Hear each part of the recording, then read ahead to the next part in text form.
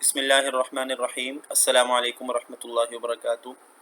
پیارے بچوں، اردو کا جو سبق ہم پڑھ رہے ہیں اس کا عنوان ہے ملی وحدت۔ آئیے اس سبق کو آگے لے کر چلتے ہیں۔ جی، یہاں سے ہم نے پڑھنا ہے۔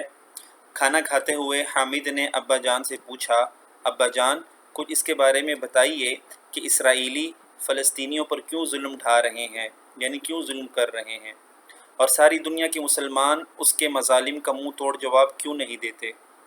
منہ توڑ جواب کا مطلب ہوتا ہے برابر کا جواب دینا، مظالم ظلم کی جمع ہے۔ حامد، کھانا کھانے کے بعد میرے کمرے میں آؤ، میں تمہیں اس بارے میں تفصیل سے بتاؤں گا۔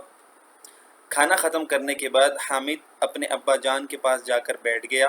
حامد کے ابا کہنے لگے، حامد، دنیا کے جتنے بھی مسلمان ہیں وہ ایک خدا، ایک رسول صلی اللہ علیہ وسلم، ایک کتاب اور ایک قبلے کو مانتے ہیں۔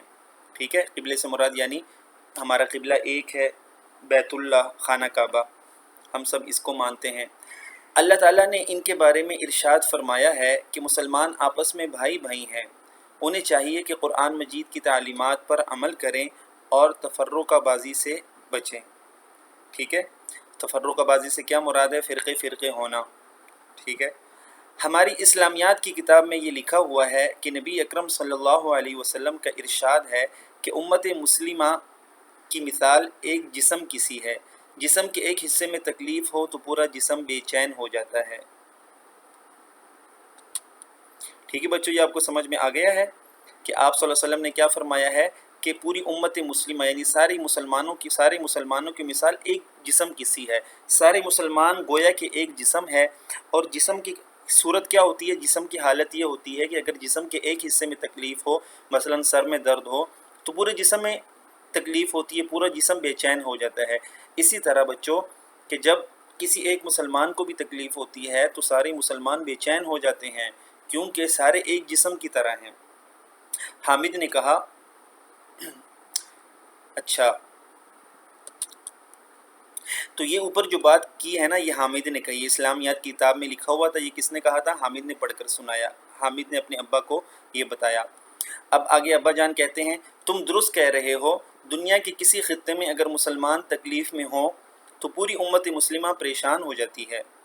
مولانا ظفر علی خان کہتے ہیں، اخوت اس کو کہتے ہیں، چبھے کانٹا جو کابل میں، تو ہندوستان کا ہر پیر و جواں بےتاب ہو جائے۔ ٹھیک ہے، یعنی انہوں نے کیا فرمایا ہے؟ اخوت یعنی بھائی چارہ اس کو کہتے ہیں کہ اگر کسی مسلمان کو کابل میں کانٹا بھی چبھ جائے تو ہندوستان کا ہر پیر و جواں، پیر سے مراد بزرگ آدمی، جواں سے مراد جوان آدمی، وہ کیا ہو جائے؟ بےتاب ہو جائے کہ ہائے میرے مسلمان بھائی کو تکلیف ہوئی ہے، وہ بے چین ہو جائے۔ ٹھیک ہے، بےتاب ہو جائے، بے چین ہو جائے۔ آگے، یہ طلبہ کا مظاہرہ جس کا تم ذکر کر رہے تھے اسی وجہ سے ہو رہا تھا کہ فلسطینی مسلمانوں پر ظلم و ستم پاکستان کے مسلمانوں کے لیے ناقابل قبول ہے، یعنی پاکستان کے مسلمان اس کو قبول کرنے کے لیے تیار نہیں ہے۔ اسرائیل ایسا ملک ہے جس کی بنیاد ظلم اور زیادتی پر رکھی گئی ہے۔ فلسطین پر ناجائز قبضہ کرنے کے بعد اسے بنایا گیا۔ فلسطینی اس ظلم کے خلاف جب احتجاج کرتے ہیں تو اسرائیلی فوجی ان پر گولیاں برساتے ہیں۔ جب عالم اسلام سے اس کے خلاف مؤثر آواز نہیں اٹھتی تو اسرائیلی حکومت کا حوصلہ مزید بڑھ جاتا ہے، حامد کے ابا نے گفتگو کرتے ہوئے کہا۔ ٹھیک ہے، تو بہرحال بچوں آج کا سبق اتنا ہی کافی ہے۔ اگلے سبق میں انشاءاللہ یہ جو چیپٹر ہے اس کو مزید آگے بڑھائیں گے۔ تب تک کے لیے اجازت دیجیے۔ السلام علیکم ورحمۃ اللہ۔